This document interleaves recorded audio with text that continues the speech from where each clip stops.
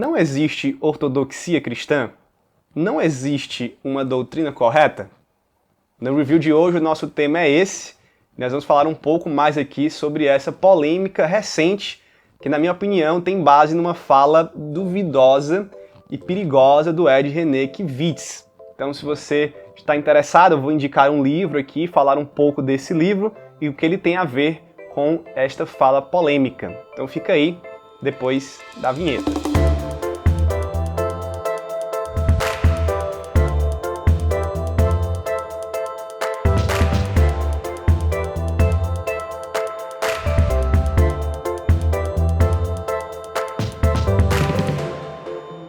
Recentemente surgiu no Twitter e no Instagram essa polêmica com Ed René Kivitz sobre a sua afirmação de que não existe uma ortodoxia cristã e que não existe também uma doutrina correta. Isso foi dito numa live com o meu amigo Zé Bruno, inclusive que faz um trabalho muito bom de entrevistas no Instagram, e o pastor Iago Martins pegou esse trecho da live com o Ed René e colocou no Twitter. E aí a discussão sobre essa fala começou, ok? E, na minha opinião, essa é uma fala perigosa e uma fala errada.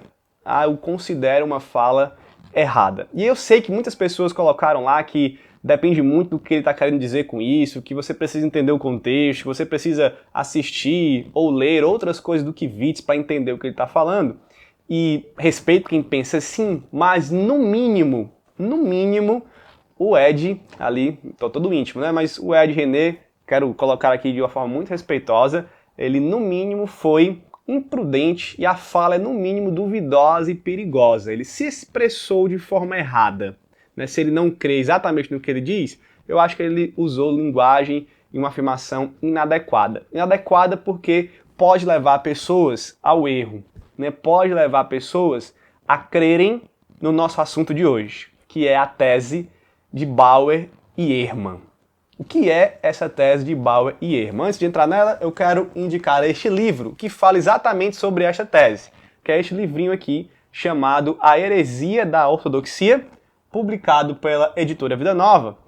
E os autores são Andreas Kostenberg, um dos meus teólogos favoritos, e Michael Kruger, que também é um especialista nessa parte de cristianismo primitivo, cânon, formação do cânon bíblico e outras coisas, tá? O que é que eles vão fazer aqui? Eles vão combater exatamente a tese de Bauer e Ehrman, que eu vou já explicar. Esse é um livro que é acessível a todos. Você precisa só de um esforçozinho maior para ler, porque ele tem assuntos técnicos, mas os autores aqui fizeram um belo trabalho de pegar um assunto mais acadêmico, mais técnico e específico e trazer, sem perder muita profundidade, logicamente que se perde, mas ainda com uma boa profundidade, um bom conteúdo, trazer para a linguagem do homem comum, do cristão comum. Então você pode aqui ler sem muita dificuldade esse livro e entender esse resumo que os autores fizeram do trabalho contra a tese de Bauer e Ehrman. Tá? Que tese é essa, Pedro? Que tese é essa que você está comparando aí com a fala do Kivitz? E antes de apresentar a tese, eu quero dizer o seguinte: eu não sei se o Kivitz defende essa tese. Eu prefiro acreditar que não. Mas eu não sei, ele pode defender como pode não defender. O que eu estou dizendo aqui é que a fala dele é perigosa e duvidosa e errada, né? E ela pode nos levar a essa tese, ela pode confundir muita gente e desaguar nesta tese ou em alguma variação desta tese de Bauer e Ehrman, ok? Esse é o meu ponto, esse é o meu problema com a fala do Kivitz. E você vai ver aqui que parece mesmo, tá? Mas, de novo, eu estou trazendo esse assunto para esclarecer algumas coisas, para indicar esse livro e para você, né, ter noção de que tese é essa e de como combatê-la, inclusive. Ok? Então, que tese é essa? Eu peguei aqui nas minhas anotações e fiz um resuminho, tá, em 3 pontos da introdução desse livro, que eles explicam o que é a tese de Bauer e Ehrman. Tá? Então, eu queria passar aqui para você. A tese é a seguinte: primeiro, nunca houve um cristianismo unificado doutrinariamente. Olha só, nunca houve um ensino doutrinário cristão unificado, né, que é o mesmo em Jesus, nos apóstolos e nos cristãos primitivos. Esse é o primeiro ponto. Não há essa doutrina correta unificada no cristianismo, desde a igreja primitiva. Olha só. Segundo, o que havia no cristianismo primitivo era uma variedade de crenças e variedade de tipos de doutrinas que se diziam legitimamente cristãs. Porque não havia esse cristianismo que dizia isso é cristão, isso não é. Haviam várias crenças que poderiam ser chamadas de cristãs de forma legítima. Então Bauer vai dizer que não havia o cristianismo, mas os cristianismos, no plural. Havia uma variedade de tipos de cristianismo. Em terceiro lugar, o cristianismo que nós conhecemos hoje, o cristianismo tradicional, a ortodoxia cristã que nós conhecemos hoje, ela é posterior à igreja primitiva e ela foi inventada por aqueles que ganharam as batalhas doutrinárias entre o segundo e o quarto século. Então é uma questão de poder. Quem venceu as batalhas, quem teve mais poder, reescreveu a história, ditou o que deve ser o cristianismo e passou então a construir essa ortodoxia cristã que nós temos hoje. Por isso o nome, nesses 3 resumos aqui, por isso o nome a heresia da ortodoxia, porque para Bauer e Ehrman não existe ortodoxia cristã. Ela foi inventada, portanto é herética, né? Então por isso, heresia da ortodoxia. Vamos para um pouco de história sobre isso. O Walter Bauer escreveu um livro, e esse livro foi publicado em alemão em 1934. Traduzindo o título para o português, o nome do livro é Ortodoxia e Heresia no Início do Cristianismo. E essa foi uma tese muito influente. Ele analisou as principais regiões onde haviam grupos cristãos de influência e viu que haviam, né, segundo ele, crenças muito diferentes que legitimamente se chamavam de cristãs. Esse livro foi traduzido para o inglês e chegou, né, nos Estados Unidos em inglês em 1971. E ele foi arrasador. Né? Ele ficou muito famoso, esse argumento ganhou muito poder e passou a ser um argumento muito usado no meio acadêmico, até no meio mais popular. Dessa ideia de que não existia ou não existe uma ortodoxia cristã. Tá? Deixa eu ler um trecho aqui da página 27 do livro, que vai resumir aqui o que o Bauer disse. Né? E os autores escrevem assim. Preste atenção. De acordo com Bauer, a ortodoxia que acabou se consolidando com o passar do tempo representava apenas a visão consensual da hierarquia eclesiástica dotada de poder para impor seu ponto de vista sobre o restante da cristandade. Por consequente, essa hierarquia, em particular a igreja em Roma, reescreveu a história da igreja, mantendo seu ponto de vista e erradicando todo o vestígio da diversidade que existia no início. Logo, aquilo que mais tarde se tornou conhecido como ortodoxia não flui de modo orgânico dos ensinamentos de Jesus e dos apóstolos, mas reflete o ponto de vista predominante da Igreja Romana quando esta alcançou plena maturidade entre o IV e o VI século depois de Cristo. Essa aqui é a tese do Bauer. E aí, onde é que o Bart Ehrman entra na história? O Bart Ehrman foi o principal popularizador desta tese nos Estados Unidos, e dos Estados Unidos aí para o Ocidente, principalmente para o Brasil. Tá? Em 2003, o Ehrman escreveu um livro, dentre os vários livros e vários best-sellers que ele tem, porque ele é um cara muito famoso e muito influente, que vende milhões e milhões de livros, falando, né, sobre a falsidade histórica do cristianismo como nós conhecemos hoje. Em 2003 ele escreveu dizendo que o livro do Bauer era o livro mais importante do século XX sobre a história do cristianismo primitivo. E ele defendeu este livro e a tese do Bauer em vários dos seus livros, em várias das suas entrevistas em programas de rádio e televisão, programas bem famosos, nos seus artigos em jornais e em revistas. Ele popularizou muito a tese do Bauer. Que então essa tese ficou muito forte, de que não existia uma ortodoxia cristã, de que não existia também essa doutrina unificada, e de que esse cristianismo ortodoxo que nós conhecemos hoje, esse corpo doutrinário que nós conhecemos hoje, foi inventado posteriormente. Ok? Então é uma heresia, é uma mentira.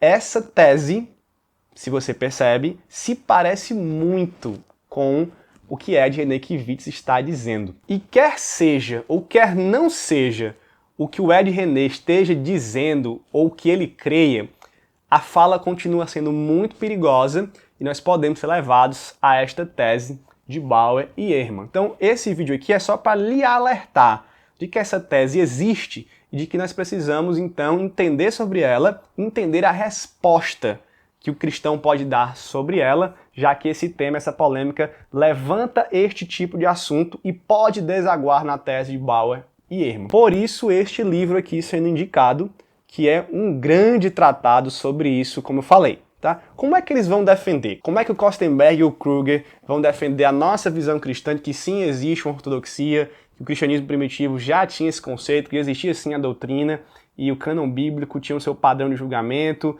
e enfim, como eles vão defender isso? O principal capítulo aqui que vai mostrar que a tese de Bauer e Ehrman não tem fundamento é o capítulo 4, que na parte 2 vai dizer o seguinte, o título é O Começo no Lugar Certo, o significado do cânon no cristianismo primitivo. E o que os autores vão defender é que o texto sagrado e o cânon ele está ligado essencialmente à aliança que Deus faz com o seu povo. Quando Deus faz uma aliança, já há essa expectativa, pelo padrão do Antigo Testamento, da Antiga Aliança, que haverá um texto sagrado e um cânon que coloca ali a lei, a doutrina, o costume, tudo em relação a essa aliança entre Deus e o seu povo. E isso leva ao segundo ponto, de que com a vinda de Jesus, com a obra de Jesus, já se esperava que ali nós teríamos um novo elemento da aliança, ou uma nova aliança, e que isso traria uma necessidade e geraria uma expectativa de que viria mais um texto sagrado, mais um cânon que viria a ser entregue à igreja, o povo da aliança. Então a nova aliança já gerava uma expectativa nos cristãos primitivos de que eles teriam um texto sagrado. Em outras palavras, eles já esperavam por isso, eles já acreditavam nisso, eles já sabiam que Deus se relaciona com o seu povo por meio de algo unificado, de leis unificadas, corretas, universais para o povo de Deus, como foi na antiga aliança. E que agora na nova aliança eles também vão ter isso. O povo já esperava por isso e o povo de Deus não esperava por uma diversidade, pelos cristianismos. Isso é um erro em entender a mentalidade judaica dos cristãos primitivos em relação à aliança com Deus. É o famoso erro de quem não conhece muito teologia, vai mais pelo lado histórico. Tá? Então havia também, esse é o terceiro ponto, um pensamento de que não são eles que escolhem o cânon, que escolhem as doutrinas, por livre decisão, livre vontade, ver aí qual é o melhor, que se adequa mais à nossa vontade e tal, o nosso achismo. Não. Eles tinham padrão de julgamento e eles acreditavam que eles recebiam o cânon. Então eles não acreditavam que eles poderiam escolher, que poderia haver cristianismos no plural. Essa não era a visão da época, não era a cosmovisão da época do povo de Deus. Eles recebiam o cânon, eles tinham um padrão de julgamento para ver o que era cânon ou não, o que era canônico ou não. Tá? Então, nesse capítulo eles vão defender isso, e no restante dos capítulos eles vão falar sobre a formação do cânon, sobre os livros apócrifos e os limites do cânon. Eles vão falar sobre as cópias, como os textos eram copiados, né, e veiculados, propagados no mundo antigo. Eles vão falar sobre a possibilidade de adulteração nos textos, da confiabilidade das cópias, dos copistas, dos vários manuscritos que nós temos. E depois há um resumo aqui sobre a heresia da ortodoxia. Tá? Esse é um livro, gente, excelente. Diria que se você é um líder, um pastor, um cristão que gosta de estudar teologia, que ensina em alguma medida, se você é um cristão universitário que vai se deparar com esse tipo de tese, esse tipo de argumento, esse aqui é um livro essencial para você. Tá bom? Queria dizer de novo que eu não quero polemizar nada de graça a respeito é de René Kivitz, discordo de muita coisa dele, discordo da fala dele, não sei se ele está acreditando nisso, mas fica aqui o alerta, fica aqui algum esclarecimento, fica aqui a indicação para você aprender, meu incentivo para você aprender sobre a tese de Bauer e Ehrman, lendo este livro que já a responde, tá? Esse é o review de hoje. Comenta aqui com a gente, não se esquece de se inscrever no canal, de dar seu like, de compartilhar esse vídeo com o pessoal aí que participou da polêmica, que leu a polêmica, que assistiu a fala. Se você acha que alguém tem dúvidas sobre isso, você acha que esse conteúdo pode ajudar alguém, pode esclarecer alguma coisa, compartilhe aí com o pessoal da sua igreja, com seus amigos na internet. ajude o review a crescer. Lembrando sempre que o link do livro está aqui na descrição, você pode comprar, e o link também do Clube Review está aqui na descrição. É isso, esse é o vídeo de hoje, espero que Deus continue abençoando as suas leituras, abençoando a sua vida por meio de bons livros, para sua edificação, né, e para a glória de Deus. Que Deus te abençoe e a gente se vê, então, no próximo vídeo. Valeu!